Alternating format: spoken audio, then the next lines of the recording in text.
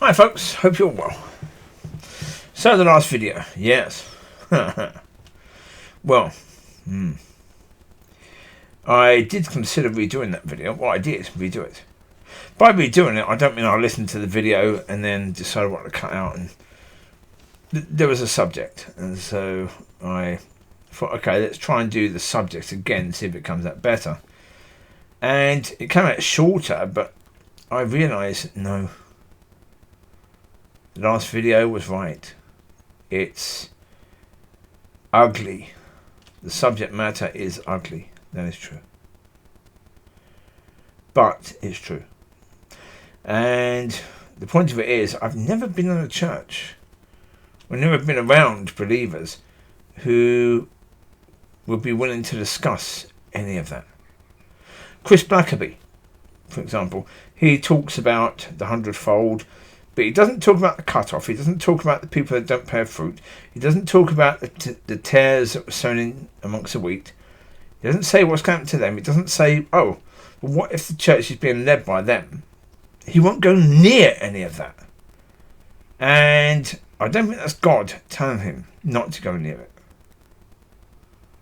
Unless that wasn't his job, that's mine. I'm not, again, I don't know. I wouldn't say that's my job. I'd say that's the job of every single person. Really, to at least question that. At least be willing to talk about the things that are ugly. But, yeah. There's not a lot of people that are willing to talk. Now, again, I'm not talking about it because no one else is. I talked about it again because I was speaking with Dave Allaby about all of that. And so it was relevant.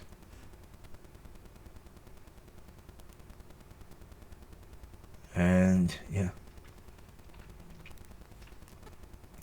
But the truth of the matter is, again, those people and people like them. It doesn't matter whether it's Jeff Oakes. It doesn't matter whether it's the assistant pastor. It doesn't matter whether it's Kylie Bevan. It doesn't matter if it's the lady who does a Tuesday night evening meeting at the River Church. Whether she still does it or not, I don't know. But the reality is, it doesn't matter. It doesn't matter who you're talking about, because it could be them or people like them.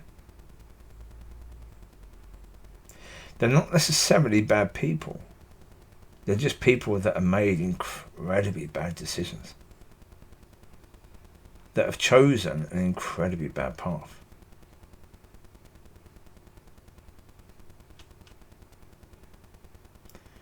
But that's what people do. That is what people do. People make decisions in life that are bad, that harm themselves and harm others. And as I said, even with most of the other cases of harm or abuse that can be carried out by humans onto other humans, it is easy enough to come back from. Even the committing of murder, even the taking away of life. It's relatively easy to come back from that, to turn your life around once you get out of prison from doing something like that. But spiritual? No. So it is a whole... Because if you shoot someone with a gun, you shoot someone in the head or the heart that takes their life away, you're not determining their eternal destination. You're only determining that they won't be here any longer. You're living on earth. But where they go is not your decision. But if they are in a church and they have a leader that's leading them, then it's more their choice. Or, up to them, the teacher, to lead them on the right path.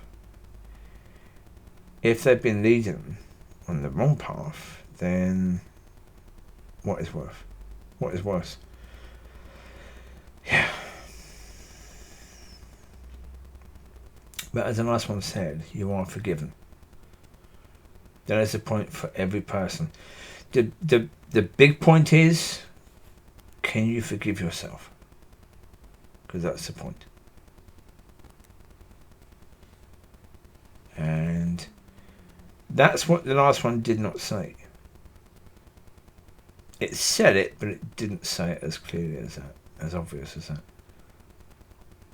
The point of being able to forgive yourself and move on, that's the thing. So from the more minor the abuse, the more easier it is to forgive yourself, yes?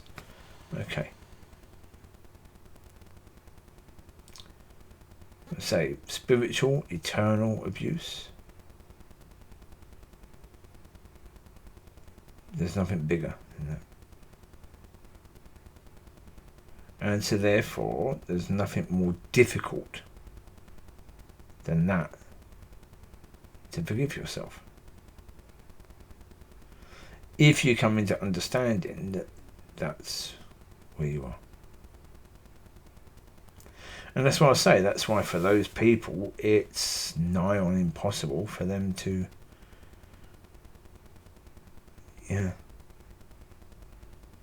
for them to get to that point where they're going to turn that life around.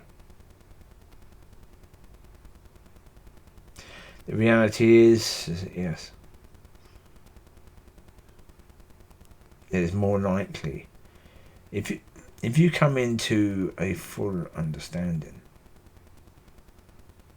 of what you've done with what you've had. So why do I mention the lady who does the Tuesday night meeting at the village church? Well, simply because of the fact it's people from that church coming together on a Tuesday night. And you've got these people every Tuesday night.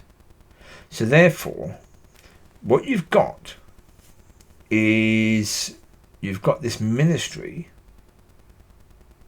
and the chance to change the lives of these people. If you're led by God, then your ministry will be amazing for those people's lives. Because you've got them every Tuesday night. Pretty much the same people. So you can talk about anything you want to talk about. Right?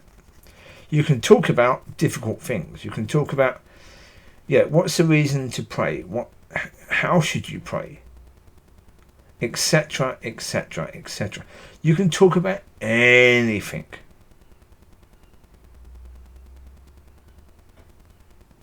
But if you're not led by God,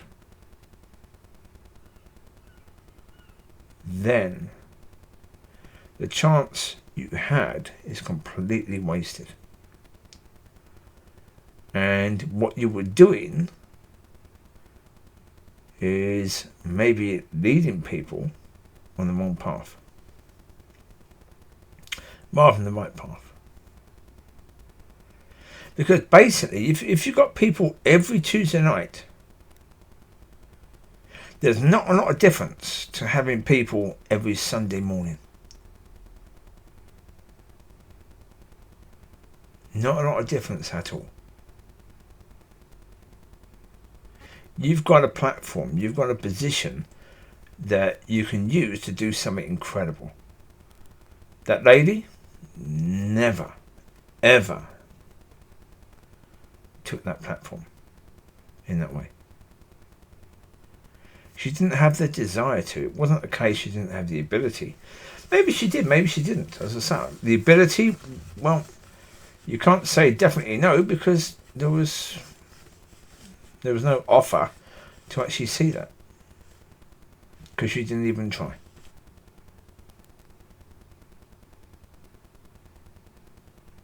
And as I say, basically, in most churches, it's the same person who's in charge of Sunday and Tuesday. It's the same person in charge of that, because they know that's a ministry. on that day. So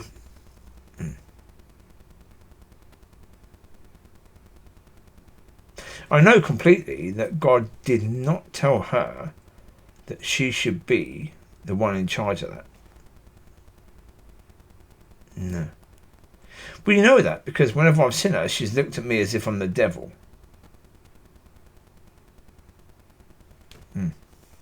Well, again, it's been quite within her capability. If God had told her that she's the one who's supposed to be in charge of that meeting, then it's quite within her capability to say to me, look, let's go and have a cup of coffee and let's talk about the things you've been saying.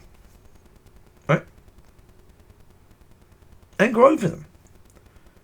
So therefore, if I'm wrong, she thinks I'm wrong. If she thinks that I am wrong, then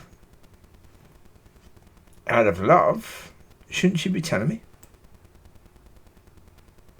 Now again, the problem is with church, they don't think telling people the truth that offends them is the right thing to do.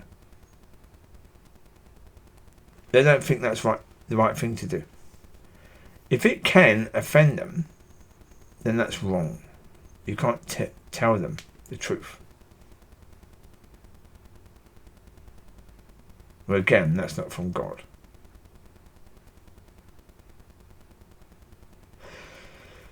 So, there you go. So, these people can turn it around. That lady who does the choosing up meeting, she can turn it around. So, enjoy. You take care. God bless. I'll speak to you soon. Be a blessing. Be blessed. Bye.